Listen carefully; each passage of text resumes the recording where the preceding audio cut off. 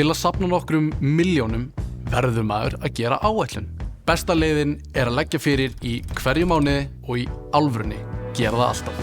Ákveða föst upphæð launum, kannski 50 eða 100.000 krónur, fari beint inn á sparnaðarreikning. Þú þarft að ávöxta sparnaðinn eins vel og hægt Munurinn á 2, 3, 4 eða 5% vöxtum verður mjög mikill með tímanum. Þú ætlar að fá þér góðan sparnaðarreikning. Sumir eru bundnir og eru þá með hærri ávöxtun sem henta betur fyrir planið okkar. Hjá Arion til dæmis sérstakur íbúðasparnaður fyrir fólk sem að spara fyrir íbúð. Það reikningur sem alltaf með góða vexti. Þú getur líka keypt í sjóðum. Sjóðir geta til langs tíma gefið betri ávöxtun en það eru meiri sveiflur og það ekki öruggt. Vertu með viðbótarlífeyrissparnað.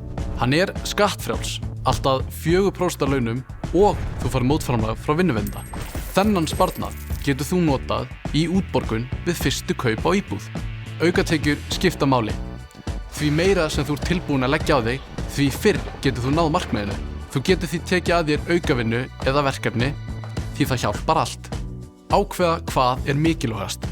Ef þig langar að eignast íbúðina, þá þarf tenni að bíða, þá þarf nýi bíllinn að bíða. Þú setur peninginn í þetta.